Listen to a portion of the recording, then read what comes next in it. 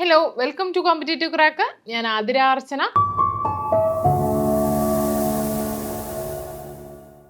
അപ്പം നമ്മളുടെ ഉദ്യോഗാർത്ഥികളൊക്കെ ചോദിക്കുന്ന കാര്യമാണ്, സിലബസ് അനുസരിച്ചിട്ടാണോ എക്സാം നടന്നത്, അല്ലെങ്കിൽ സിലബസ് നിന്നാണോ ക്വസ്റ്റ്യൻസ് വരിക, പുറത്തുനിന്ന് ക്വസ്റ്റ്യൻസ് വരുമോ എന്നുള്ള രീതിയിലൊക്കെ ചോദ്യങ്ങൾ നമ്മൾ ഉദ്യോഗാർത്ഥികൾ ചോദിക്കാറുണ്ട്.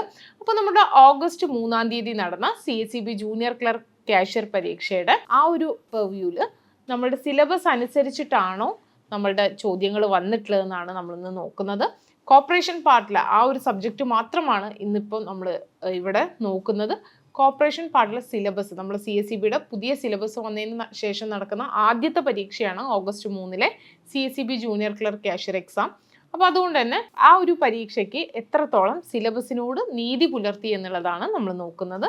അപ്പോൾ നമുക്ക് ക്വസ്റ്റ്യനിലേക്ക് കടക്കാം. First question, professor DG Karve commission on cooperative principles was appointed by. ഈ ഒരു ക്വസ്റ്റ്യൻ നമ്മളുടെ സിലബസിൽ ഉള്ള നമ്മളുടെ മൊഡ്യൂളിലെ ക്വസ്റ്റ്യൻ തന്നെയാണ്. സിലബസിലെ കോപ്പറേറ്റീവ് പ്രിൻസിപ്പിൾസ് എന്ന് പറയുന്ന പാർട്ടിൽ നിന്നാണ് ഈ ഒരു ചോദ്യം വന്നിട്ടുള്ളത്. അപ്പോൾ professor DG commission on cooperative principles was appointed by. ആരാണ് professor DG Karve commission appoint ചെയ്തത്?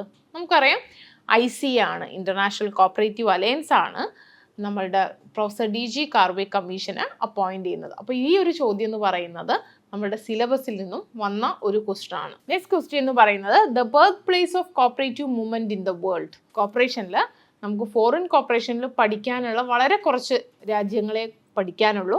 അതിൽ നിന്ന് ആണ് ഇംഗ്ലണ്ടും ജർമ്മനിയും ഡെൻമാർക്കും ഒക്കെ പഠിക്കാനുള്ളത്. അപ്പോൾ അതിൽ നിന്ന് വന്ന ചോദ്യമാണ്, the birth place of cooperative movement in the world എന്താണ്? ഇംഗ്ലണ്ട് ആണ്. അപ്പം പഠിക്കാനുള്ള ഫോറിൻ കോർപ്പറേഷൻ പാർട്ട്ണർ ഇംഗ്ലണ്ടും ജർമ്മനിയും ഡെൻമാർക്കും ആണ് പഠിക്കാനുള്ളത്. അപ്പോൾ ആ ഏരിയയിൽ നിന്ന് വന്ന ചോദ്യമാണ് ഇത്. അപ്പോൾ ഇതും സിലബസിൽ നിന്ന് വന്ന ചോദ്യം തന്നെയാണ്. നെക്സ്റ്റ് ക്വസ്റ്റ്യൻ ആണ്, one of the major thrust areas financed by NCDC is. അപ്പോൾ NCDCയെ കുറിച്ച് നമ്മളുടെ സിലബസിൽ 3-ാമത്തെ മൊഡ്യൂൾ കമ്മീഷൻ ആൻഡ് കമ്മിറ്റീസ് പറഞ്ഞ മൊഡ്യൂളിൽ നമുക്ക് പഠിക്കാനുള്ളതാണ്. അതിൻ്റെ ലാസ്റ്റ് പാർട്ടിൽ പഠിക്കാനുള്ളതാണ് സ്റ്റേറ്റ് എയ്ഡ് ടു കോപ്പറേറ്റീവ്സ് എന്ന് പറയുന്നതിൽ NCDC, NDDB, NABARD, NHB. അപ്പോൾ ആ ഒരു ക്വസ്റ്റ്യൻ എന്ന് പറയുന്നത് ആ ഒരു മൊഡ്യൂളിൽ നിന്ന് വന്ന ചോദ്യമാണ്. 3rd മൊഡ്യൂളിലെ ലാസ്റ്റ് പാർട്ടിൽ നിന്ന് വന്ന ചോദ്യമാണ്. One of the major thrust areas financed by NCDC is ഏതാണ്? ഇൻ്റഗ്രേറ്റഡ് കോപ്പറേറ്റീവ് ഡെവലപ്മെൻറ്റ് പ്രോജക്റ്റ് ആണ്, ICDP ആണ്. അപ്പോൾ ഇതും സിലബസിൽ നിന്ന് ചോദ്യമാണ്. Next, the international cooperative day is celebrated on the first Saturday of dash every year. International cooperative day celebrate ചെയ്യുന്നത് എന്നാണ് നമുക്ക് 4th മൊഡ്യൂളിൽ പഠിക്കാനുള്ളതാണ്. ഇൻ്റർനാഷണൽ കോപ്പറേറ്റീവ് ഡേ എന്നുള്ളത് ICയെ കുറിച്ച് പഠിക്കാനുണ്ട്, ഇൻ്റർനാഷണൽ കോപ്പറേറ്റീവ് ഡേനെ കുറിച്ച് പഠിക്കാനുണ്ട്, കോപ്പറേറ്റീവ് വീക്കിനെ കുറിച്ച് പഠിക്കാനുണ്ട്. അപ്പം ഇതും സിലബസിൽ നിന്നുള്ള ചോദ്യമാണ്. ആ ഒരു ഓർഡറിൽ തന്നെയാണ് ചോദ്യം ചോദിച്ചത് എന്നുള്ളതും ഏറെ പ്രത്യേകത ഉള്ള ഒന്നാണ്. അപ്പോൾ ഫസ്റ്റ് സാറ്റർഡേ ഓഫ് ജൂലൈ ആണ്.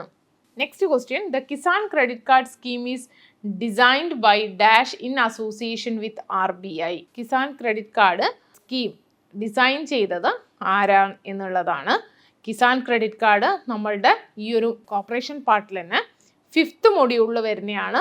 Constitution and functions of PACS, Kerala state cooperative bank, Kisan credit card എന്നൊക്കെയുള്ള ഒരു ടോപ്പിക്ക് അതിൽ വരുന്നുണ്ട്. അപ്പോൾ കിസാൻ ക്രെഡിറ്റ് കാർഡ് എന്ന് പറയുന്നത് കോർപ്പറേഷൻ പാർട്ടിലെ 5th മൊഡ്യൂളിലാണ്, നബാർഡുമായിട്ട് റിലേറ്റ് ചെയ്തതാണ്. അപ്പോൾ അതാണ് ഇതും നമ്മളുടെ സിലബസിൽ നിന്നുള്ള ചോദ്യമാണ്.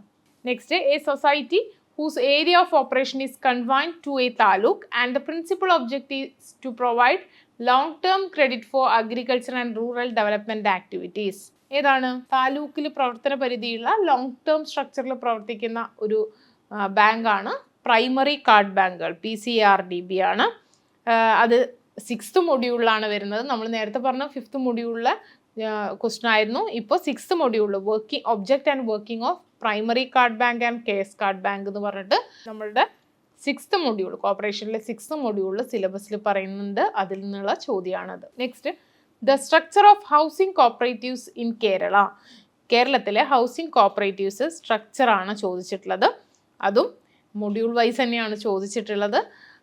നമ്മളുടെ നോൺ അഗ്രികൾച്ചർ ക്രെഡിറ്റ് സൊസൈറ്റീസ് എന്ന് പറയുന്ന 7th മൊഡ്യൂളിൽ വരുന്ന ഒന്നാണ് ഹൗസിംഗ് സൊസൈറ്റീസ്. അതിൽ നിന്നുള്ള ചോദ്യമാണ്.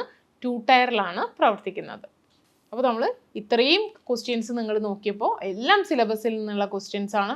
പറഞ്ഞ സിലബസിൽ പറഞ്ഞ മൊഡ്യൂളുകളിൽ നിന്നുള്ള അതേ രീതിയിലുള്ള ചോദ്യങ്ങളാണ്. വളരെ സിമ്പിളായിട്ടുള്ള ഒരു എക്സാം ആയിരുന്നു കഴിഞ്ഞ എക്സാം എന്ന് പറയുന്നത്.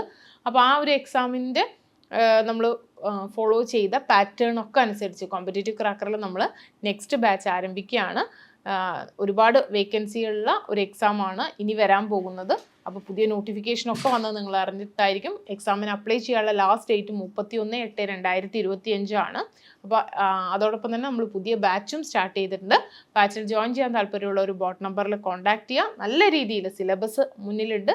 ആ സിലബസ് അനുസരിച്ച് നല്ല രീതിയിലൊരു പഠനം നടത്തുക. Next, the maximum borrowing power of primary cooperative marketing society is dash time of share capital and reserve fund. ഇതെന്താണ്? നമ്മളുടെ 8th മൊഡ്യൂളാണ് മാർക്കറ്റിംഗ് ആൻഡ് പ്രോസസ്സിംഗ് സൊസൈറ്റി. അതിൽ നിന്നുള്ള ചോദ്യമാണ് ഇത്. 30 ടൈംസ് ആണ് നമ്മളുടെ maximum borrowing power of marketing primary marketing society is dash time of share capital and reserve fund എന്നാണ്. 30 ടൈംസ് ആണ്. ഇതും നമ്മളുടെ മൊഡ്യൂളിലെ കോർപ്പറേഷൻ്റെ മൊഡ്യൂളിലെ 8th മൊഡ്യൂളിലെ ചോദ്യമാണ്. Next, the apex level institution of consumer movement in Kerala. കേരളത്തിലെ കൺസ്യൂമർ മൂവ്മെൻറ്റുമായിട്ട് ബന്ധപ്പെട്ടിട്ടുള്ള അപ്പെക്സ് സൊസൈറ്റി ഏതാണെന്നുള്ളതാണ്. കൺസ്യൂമർ ഫെഡാണ് നമ്മളുടെ ഈ ഒരു സിലബസിലെ 9th മൊഡ്യൂളിൽ വരുന്നതാണ്. Need and importance of consumer cooperatives, consumer fed, active price policy എന്നൊക്കെ പറഞ്ഞു വരുന്നുണ്ട്. അതിൽ നിന്നുള്ള ക്വസ്റ്റൻ ആണിത്. The operation flood programme on rural development has been directed to village dash.